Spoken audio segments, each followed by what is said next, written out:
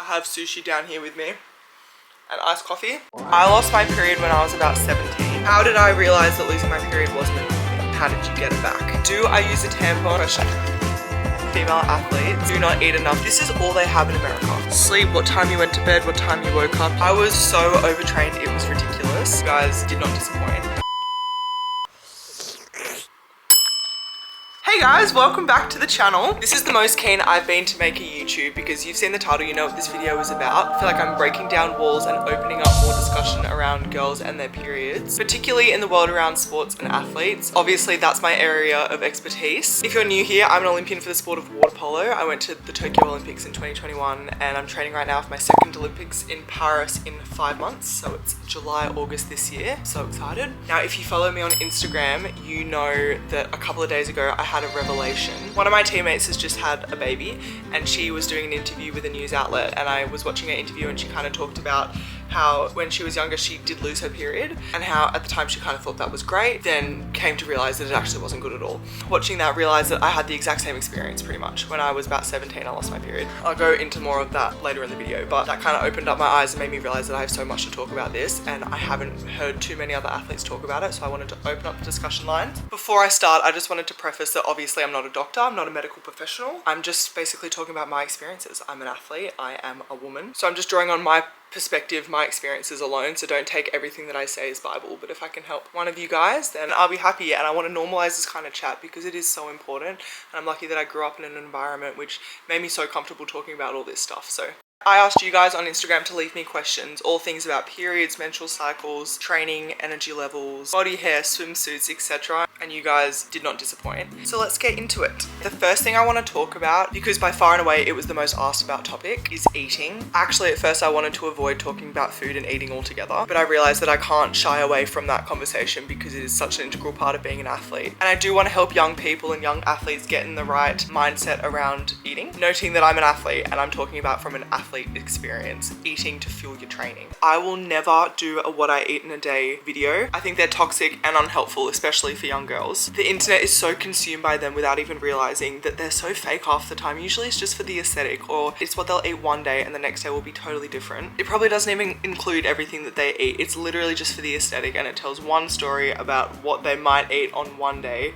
I just think they're so toxic and my advice is just avoid them at all costs. But what I absolutely will talk about is what I eat around training to fuel my energy requirements. Nutrition for athletes is so individualized. What I eat in a day is so different from the next person. Even in my team, every single person eats differently. Comparing yourself to what other people eat online is just, it's not helpful. So before I filmed this video, I had a conversation with our team nutritionist because I just wanted to attack this in the right way. The one important message that I do want to get across, and this is going to be like a blanket response to every single question that I got asked about food, is that so many female athletes, young and old, do not eat enough to sustain the training that they do. And food is so key for performance. Research in water polo is limited at the moment, so researchers have kind of extrapolated facts from other team sports that have similar energy requirements. The researchers found that before a game or a big training period, you should be eating 6 grams of carbs per 1 kilo of body weight.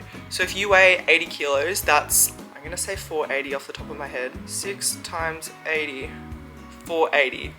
I searched that yesterday, I'm not a math genius, I just remember the number. So if you're 80 kilos, you should be eating 480 grams of carbohydrates a day to fuel your training correctly. Carbs are the most important thing for an athlete in terms of their energy, and it's so stigmatized for the wrong reason because it is the heart and soul of energy for athletes. Okay, that's it around food. Remember that nutrition is individualized based on your specific needs. And if you want some more info on that, seek some support, but remember that this is directed at athletes. Okay, now let's get into some questions. I'm gonna start around all the questions around periods first. I'm just gonna knock them through and then we'll finish off with some other random questions. Okay, when did I get my period and how is it for you? I got my period when I was 13. I was kind of in the middle, about the same time that all my other friends were getting it. And I think I was pretty prepared for it purely because I had older teammates around me that were talking about it. They prepared me what to expect and what to do when it came. I remember hearing about periods for the first time. It was one of my older teammates. She told me that she had already had hers for like 2 years. She was telling me about it. I was like, we bleed for a whole week every single month. Like, I didn't even know that stuff and I was like 12. I remember the first time I got it really bad. I was having a sleepover with my friends and I bled all through her bed. It ruined the bed sheets. I was mortified, but she was an absolute saint. I still remember it to this day. She walked me through everything, gave me my supplies, she told me how to put a tampon in, she gave me new clothes, new undies. She just totally normalized it for me from the get-go. I was so lucky for that. She was like 14 or something and she was just an expert and knew exactly how to handle the situation. So what a legend. Be that friend. From there, all around in general, my period has been very manageable. I see the effects in my skin every month. So every month when I know my period's coming, my skin breaks out. I get like a couple big pimples. I also get hella moody, but only for like a day. Like there's one day where I'm really moody and irritable, and then the next day or a couple days later I'm like super down on myself. I just feel gross and gluggy all over. I know other people relate to this. Like this is a common thing. Then I spot for a day. I bleed very lightly in general. Now at least, I think I was heavier when I was younger, but it's definitely nowhere near as heavy. So overall, I'm lucky that I don't have it really bad. Some months are definitely worse than the others for me. In general, some people's periods are worse than the others. Next question is, do I use a tampon or have I used any other options? I am a tampon girly through and through. From that first time my friend told me how it all works, I just put it in. Didn't even think twice. I had training that night, so I didn't really have an option. And it's all I knew. Like she was just like, yeah, this is how you do it. And away I went and it was super easy. In terms of other options, of course, like I've used pads and stuff in my day, but I'm a tampon girly. They're so easy. Pop it in, don't have to worry about it. But in saying that, I don't have that heavy period, so it's fine. A lot of girls have actually DM'd me saying, have you used a menstrual cup? You should use one. I've never used one personally, but I've only heard raving reviews, and there are some athletes that have actually said it, so I should try it and get back to you. But I heard it's brilliant. So what advice would I give to young water polo players not comfortable with using a tampon yet? This is tough because you're in a swimsuit and you can't swim with the pad on. So in my eyes, it's either use a tampon or a menstrual cup or bleed on the side of the pool. I think it's just something that you eventually have to do if you're going to keep playing sport in general. Yeah, I guess my advice around that is to start with a small tampon and get one with an applicator. Let me show you. Okay. I put my hair up because it was pissing me off. But my advice is start off with a small tampon or use an applicator, one of these bad boys. This is all they have in America. Like they only use applicators. I gave someone in my team, like in our locker room, just asked for a tampon and I gave him one of these, which if you're Australian, everyone uses these. And they looked at it like I had given them a bullet. I don't know. She was like, what is this? Anyway, so I guess it's smoother. It's easier to put in, less mess. But like, think about the environment, guys, the plastic. Okay, for this next question.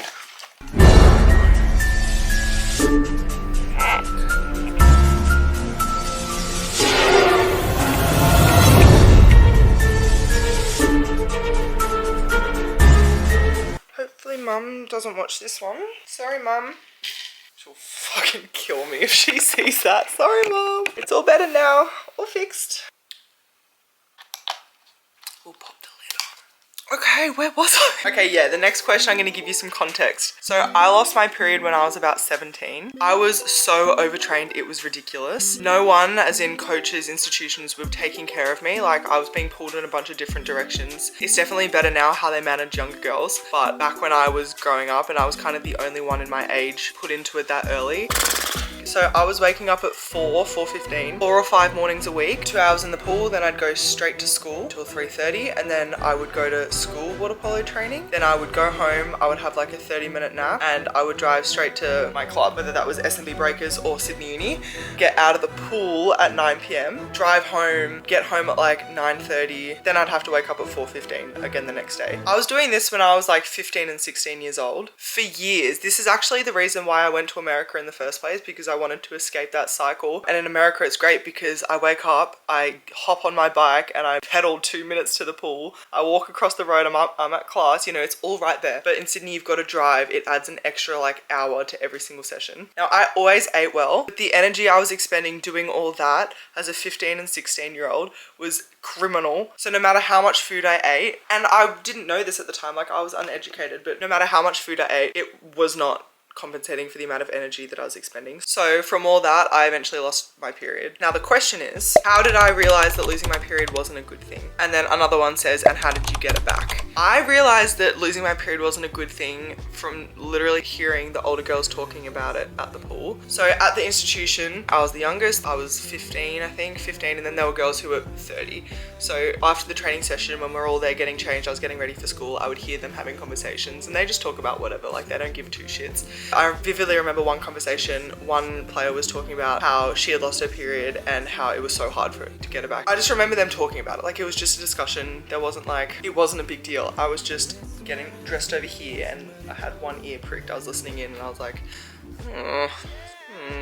same. At first when I lost my period, I was like, yeah, okay, less hassle, this is good. One less thing I have to worry about. I felt even more elite because all I knew at that age, I was like 17, all I knew at that age was that a lot of female athletes lose their period, so I thought it was normal and I thought, finally I qualify as an elite maybe. Not the case, it's not good, should not be celebrated. In terms of getting it back, I was so young so I didn't really seek support. I like took on board that it wasn't a good thing, but I wasn't actively like trying to get it back. I was just going through the motions, you know. But my training management did get better. So people started to protect me a little bit more because I was so young. I wasn't being pulled to and fro so much. So it was less intentional, but it was definitely a result of my schedule just becoming more manageable. And I was more educated about fueling what I needed to eat in order to make up for the energy that I was expending. So yeah, it wasn't intentional, but it definitely just came back by itself when I started to not have this superhuman load. Next question is, has any coaches not listened to you when you told them that you were unwell on your period? Guys, I've got to be really cutthroat about this one. Bear in mind, this is coming from my brain, but I have never used my period to get out of a training session. I remember in high school in PE, girls would come every single PE session with a note saying, I've got my period, to get out of the PE class. Again, I can only speak from my mindset as an athlete. I could be on my deathbed and I won't miss a session, and I know that goes for the same for pretty much all of my teammates. Everyone gets their period, everyone has their way of managing it. In saying that, I do know that people get it a lot worse than me, and some people do have debilitating pain. So I can't answer for that. But for me and my teammates playing at the highest level, it just isn't a good enough excuse. There is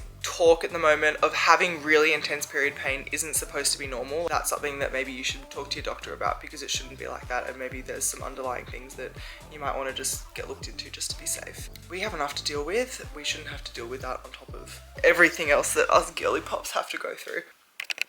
Okay, on this, I also had a coach reach out to me, a guy coach, and he said that, you know what, I'm gonna get the DM up. Okay, the poor bugger, he said, hey, I'm a school coach and I coach both boys and girls. I had a situation a few weeks ago where two of my young female players told me they didn't want to play because they were on their period. I had no idea what to say or do. I knew I couldn't force them to train or play, but surely it's not feasible to not train once every 4 weeks because of this. Or am I wrong?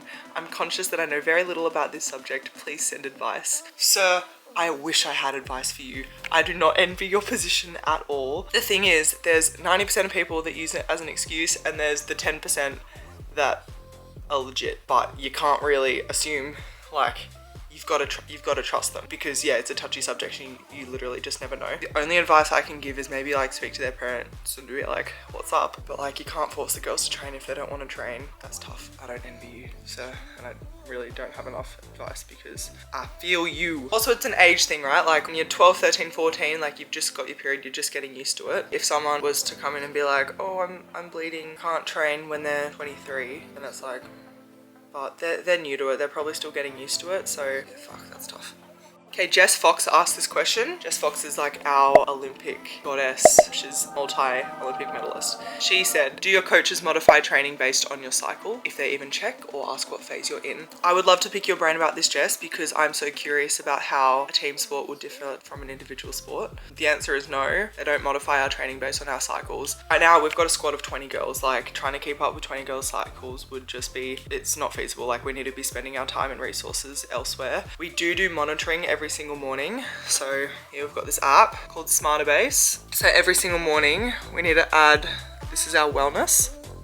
If it'll load, that'd be really cool. Okay, so I've already done today's, but stress/recovery, so down here for really stressed, up here for really recovered. Sleep, what time you went to bed, what time you woke up, your sleep quality, disrupted sleep, nap adjustment, and then any flags for the day. So the flags, I'll read them. It says fatigue levels, training motivation, non-training stress, soreness, illness, injury, other. And for example, if you hit soreness, then it'll bring up this sport-related, cross-training related, other, and then you like pinpoint whereabouts you're sore. Right now for me, I'm sore absolutely everywhere. Training's been tough. Then you rate all of them on a scale of 1 to 10. It says flagged but okay for now, flagged and it's affecting my training or performance, or I can't train and perform. And the coaches monitor this. Obviously, if they get any flags, they receive that feedback. They'll come have a chat with you before training, see how you're going. And then also we do a similar questionnaire after every session you got to put in, so then they can manage our load. So they don't know our cycles, although there was talk of that happening in the lead up to the Paris Olympics, but I think that kind of went out the window. So no, they don't track our cycles, but they do other things, which is equally as good and important. Yeah, it's pretty unfeasible to have to like cater training to 20 different girls' cycles. There's a similar question which says, do you have agency over your training schedule? As an Oz athlete, does your training taper with your period? No, it doesn't. If you've got your period, you've got your period. Play on, really. My camera just ran out of charge. Where was I?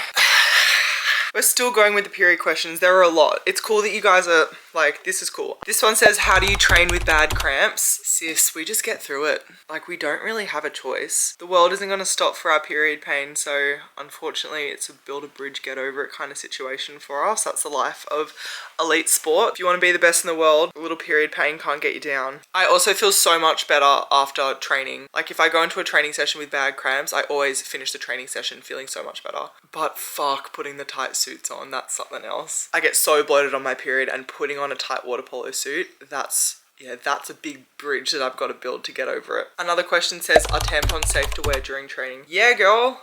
I don't know what else you're supposed to wear. And if not a tampon, then a menstrual cup. Pads are not safe to wear in the water. They are not waterproof. Don't make that mistake. Does my appetite increase with my period? Absolutely. When I'm on my period, I eat the house down. Girls also lose a lot of blood on their period, so naturally you've got to replace the iron that you're losing. Heaps of athletes have to take iron supplements, literally for that reason.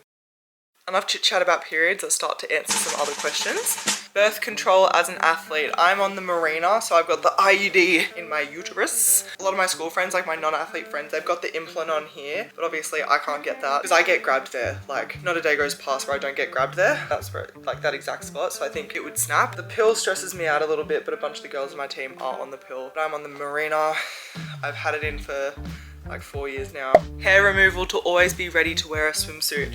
I've been getting laser hair removal forever and a day now. I think I personally fund the laser skincare clinic that I go to. I've been getting it for so long. It's just expensive. A lot of the girls do get waxing. I just find with a swimsuit, if you're shaving, it can cause, like, the razor bumps get even worse because the friction of a swimsuit, it's so tight that, yeah, it causes ingrowns and it's just a disaster. So I'm a laser girly through and through. I still shave my legs. If you can see that up close, you wouldn't believe that I shave my legs because that's so long you could braid it. In the same breath, this one says, how do you cope particularly in a water sport about body hair? Everyone has body hair. Eventually, as you get older, your body hair becomes like a funny topic of discussion between you and your teammates. Like, we'll stand there like comparing armpits, being like, oh yeah, like mine can go a few more days. Or like, oh my god, sis, shave yours, that's ridiculous. Or like, if you just want to let it grow out, who the fuck cares? Like, everyone's got body hair. It's not something to be embarrassed about. I do get it when you're growing up, like, it's something that you're self-conscious about, and if that's the case, then invest in like waxing or getting laser, or invest in a really good razor. I remember when I was growing up, I was so self-conscious about my body hair. I tried things before laser. I tried like Nair's hair removal. I don't recommend that one. That one scarred me for life. I get why you're worried about it, but it's seriously not a big deal, and as you get older, it's like, it's whatever. You don't even look twice when someone has body hair. Can you talk about body image as an athlete in water polo, but also just an athlete in general? It's funny, the question literally right below says, have you come to be so confident? I think confidence is part fake it till you make it and part just backing yourself. Let's just talk about me as a girl first. Okay, growing up, maybe in year 7, I struggled with body image just because I was a lot bigger than everyone else around me, and I struggled with that a little bit. But I think water polo opened up my perspective. I actually attribute it so much to water polo because I'm constantly surrounded by so many different yet amazing bodies, all shapes and sizes, and they do amazing things. There isn't enough time in the day for us to be worried about what we look like. We are all too beautiful and too special to nitpick everything about us. It would be remiss of me to say that I don't compare myself. Like, everyone compares themselves to people. but it's just what you do with that information that can make or break your mindset. I love what I look like. I'm so proud of what I look like. My body does amazing things for me.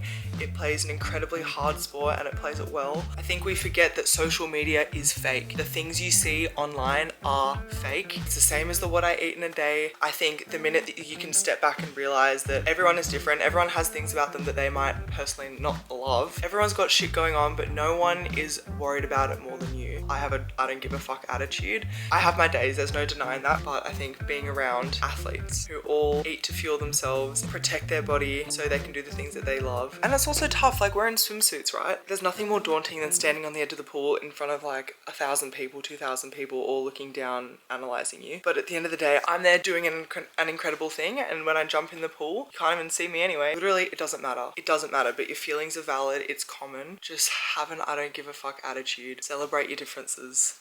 I'm going to end on that note for the day. I covered a lot, but I also know there's so much there that I didn't cover. It's so cool that this was such a hit, at least on my Instagram. So leave some comments, let me know your feedback. If you have any more questions, leave them, and maybe I'll have to make a part 2. Just remember, you're not alone out there. You're doing incredible things. Love you guys.